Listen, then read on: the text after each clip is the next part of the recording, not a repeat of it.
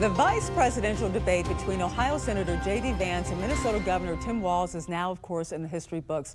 But there is plenty of debate still going on this morning about who won and whether that debate will have an impact on the presidential election. And joining us now is Caroline Levitt, the National Press Secretary for the Trump campaign. Welcome back to the National Desk.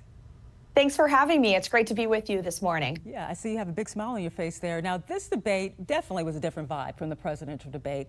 It was heavy on policy, really light on insults. Was that the kind of like the strategy for the Trump campaign going in to really focus and hammer down on those policy issues? Well, the strategy certainly was for Senator Vance to introduce himself to the millions of Americans at home watching who may have not heard from him before. And yes, to focus on the policy, focus on the issues that matter to voters at home. And Senator Vance absolutely accomplished that goal. He unequivocally won last night's debate. He was sharp. He was articulate. He called out Kamala Harris for her disastrous policies over the past 4 years, while simultaneously introducing the American people to many of the plans that he and President Trump share to secure our southern border, to launch a deportation operation, cut taxes, end inflation, and restore peace throughout the world. You know, I've been reading some of the headlines this morning, and this one was interesting from Politico. They summed it up this way. It was a very Midwestern debate. JD Vance offered a more cutting critique of Kamala Harris than his running mate Donald Trump did, apparently alluding to the presidential debate. Now, polling indicates that Harris is leading in some of these Midwestern states like Michigan, Wisconsin. What does Vance had to, did Vance get the job done in terms of reaching those voters last night where the Trump campaign may be struggling?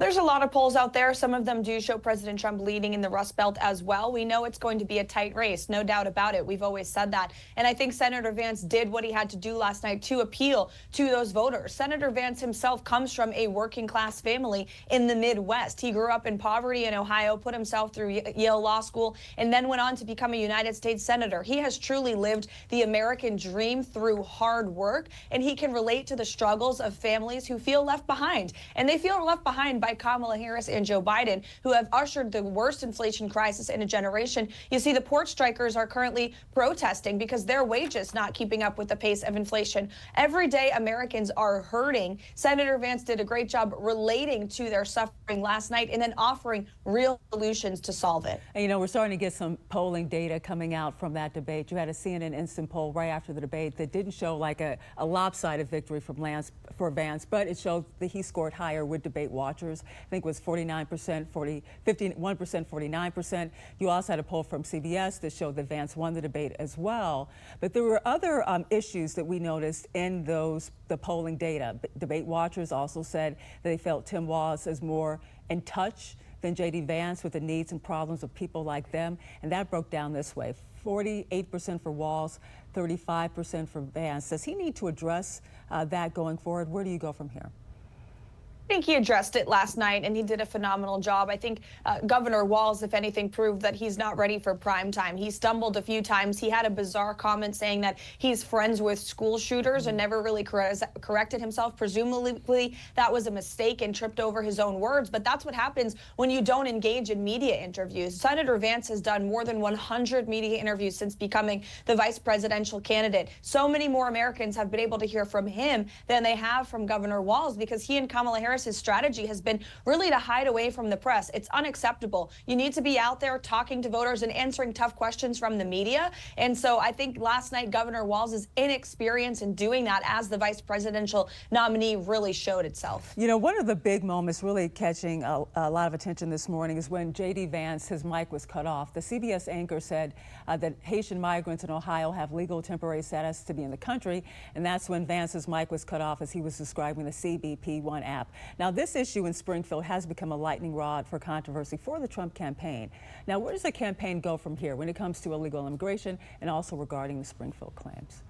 Well, first, I'd like to address the fact that Senator Vance's microphone was cut off when he was speaking the truth. And he was actually correcting the moderator because she incorrectly described what is happening with these migrants. And Senator Vance was explaining that they have been given legal protective status by the Harris administration, but these folks still came into our country illegally. And Senator Vance is right to call attention to the grave problems that have plagued Springfield, Ohio. You can't just dump 20,000 illegal immigrants immigrants and give them protective status in a community of 60,000 and expect there not to be any consequences for that. Rents in Springfield, Ohio have increased 135%. There has been an increase in crime and vehicle accidents, and residents have a right to express their concerns, and they have, and Senator Vance has highlighted those concerns on the national stage. Leaders need to listen to their constituents, and they need to address the problems. Kamala Harris has not done that at all.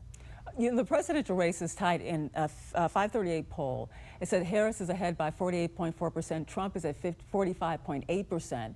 Now, one thing I've noticed is that Trump has been visiting Michigan a number of times. I believe 11 times so far this year. I think he's headed to Saginaw later this week. Now, you know, if you can chip away one of those blue wall states, that could be detrimental for the Harris campaign. Is that blue wall state that you're targeting, Michigan, at this point?